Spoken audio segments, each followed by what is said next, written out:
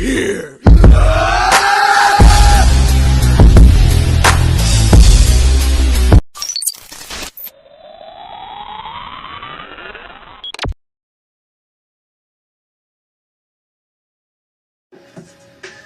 Oh, you people. What it is, it's your boy Figure Elite, and welcome back to the toy department. Today, we're going down aisle F20, Spilt Ink, IDW, Last Ronin, 1 through 5, on deck in the toy department. So, yo, with this one, if you remember, or if you read the story, or heard about the story, or whatever, you know, it was a lot of people that was trying to figure out who the actual Last Ronin was. I personally did not get this correct. I went with my favorite, who is Donatello.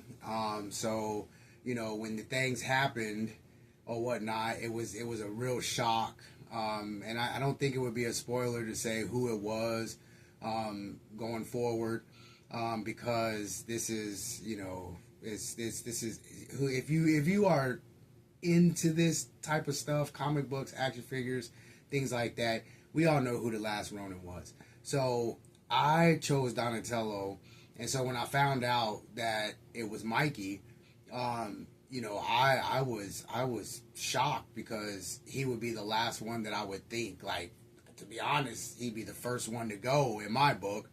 But you know, as time went on, you know, saying it was kind of like, okay, you know, now I get to see or read or hear, you know, kind of what this story kind of, you know, how it's going to evolve, and what things are going to take place. And I was not ready. I really wasn't ready. So this isn't about the actual comic book itself. It's Spilt Ink. And on Spilt Ink, we do the comic book covers. So, Last Ronin, #1, the director's cut. Eastman had a hand in this one, and I'm more than positive that he had a hand in all of these. I know there are some other artists that contributed to some of the variants, some of the key hookups, and this and that. Ben Bishop, I know he was, you know, had a hand in it. You know, Kirkman has a team, so that's what it is. But I'm more than positive that all of these actual hookups are done by Eastman. So this first one, real gritty. You know how I like my sketches and my pen to paper with the ink and everything, and it looks like it's highlighted, you know, with the baby blue, all in after all the details, so you can actually see what this comic book cover looked like before they put ink to it. And I like the fact that they did that, you know, because you can actually see it. You can see Eastman, his love for his turtles. You know, and the weaponry, with the bow staff, the katana, the sai off to the side. You know, I don't know. It was just like this cover. Just, it says a lot about the sketch and kind of what you are getting ready to get yourself into as you open these pages of these books. And then after this one, cover 2, this one has to probably be my favorite. This one is my favorite. It is. It's you know, Mikey with basically all the gear on. The night, it's raining, it's dark. All the detail that was paid attention, you know, in the armor pieces, and then the weaponry. I mean, you could clearly see everybody's hookup. You can see Donnie's bow staff, Mikey's nunchucks, the katana for Leo, the sai for Raph. It's there, and you can tell that this is a broken turtle, like, just, you know, in the face, the detail in the face, you know, I mean, he looks determined, you know, but broken, because, I mean, good grief, you know, his brothers is gone, and, you know, this is kind of like one of those, I'm gonna find out, and when I do, it's a wrap, you know what I'm saying? So number 2's cover is pretty dope. Number 3, it's pretty simple, you know what I'm saying? I mean, it tells its own story. I would have liked to have seen the sketch art variant of this, and, you know, just to be able to see again the pencil and the pen, you know, put the paper before the ink and the cover, or the color has, you know, been brought to it. But I mean, this kind of tells a different story, because you see, you know, Leo's sword, his katana, and then Casey Jones' mask. And as the story pushes along, you know, man, it was heartbreaking. I would say that, to see, you know, the beloved turtle, something that most of us grew up with in the 80s, come to this point. Not saying that it wasn't needed, but just to see them come to this point, that was insane to me. But, you know, again, the detail, mainly, I mean, it's cool with the mask and the katana, but if you look at all the broken structure around it, that's what gives this comic book life cover life, to me. Just seeing, like, you know, all the attention to the detail that they paid on this particular cover. Next up, 4. And this one is really simple. I would have liked, again, to see the sketch variant, you know, just before all of the color and everything was added. But this one tells its own story also, with Donnie's bow staff, and then, like, the way that the snow is laid out, and the shadowing of the tree, and then the way the sun is peeking through. I mean, that is in its own self. I could care less about this and this, you know, but those footprints, the way that these trees are casting the shadows, and then that sunlight right there just kind of peeking through, as it looks like it's either getting ready to be morning or it's going into being dark. This is its own cover in itself. And I really do like this too. But I really would have liked to see that pencil.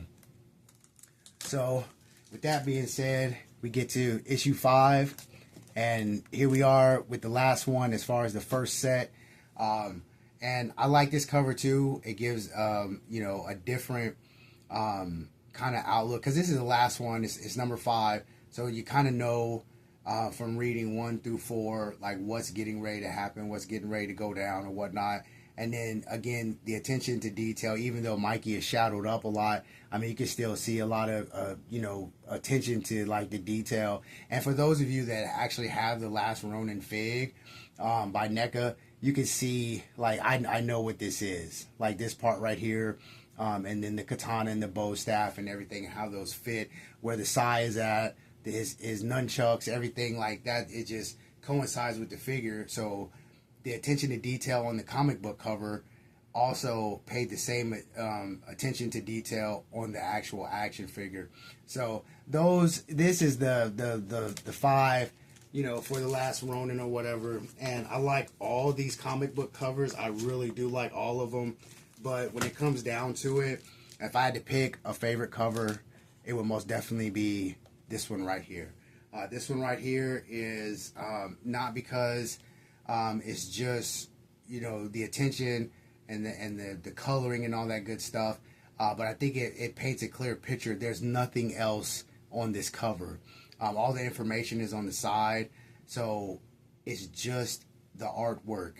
It doesn't say Last Ronin. It doesn't, you know, have anything else going on the cover except this picture. So when you pay attention to this cover and start to look at it from head to toe, you see all the detail, you see all the emotion, and you have a sense, you know, where his feelings are. I mean, for anybody that has brothers, I mean, you would know off bat how that feels, or how that would feel, or whatnot. But, you know, it's just, this particular cover is, you know, the number 1 cover for me with all of these Last Ronin hookups. So that was 1 through 5, Last Ronin. Rumors, I don't really know, so don't hold me. You know, they saying that they're making a live action. I don't know if I could deal with a live action, but I know I could deal with a gritty, you know, no ratings animation. And I think that would be actually a little bit better than a live action. So whatever they decide to do, I'm on board. I want to see it. And that's kind of where that's at. All of these comic books, none of them from 1 through 4, these particular ones were ever creased. They've never come out of their packaging. You know, so how they came is how they stayed, basically. And they'll stay like that, because I don't necessarily crease my comic books, but I do know the story, and I know it keeps going. I know it keeps going, or whatever. But, you know, this being the very first hookup, the 1 through 5, that introduces, like, what is going on in this storyline, is very impactful and powerful. So if you haven't gave it a read, sorry if I did spoil it for you. But if you haven't given it a read or checked it out, like on YouTube where they, comics explained, he does a pretty good job of doing stuff like that. But they have it where you could post up, so you can actually get more detail on the storyline versus me just giving you, what I like about the covers. So, you people, you know how we do it. Always, always stay in God's grace. I'm not going to hold you. And into the next run, hey, yo, 100, no change. Peace.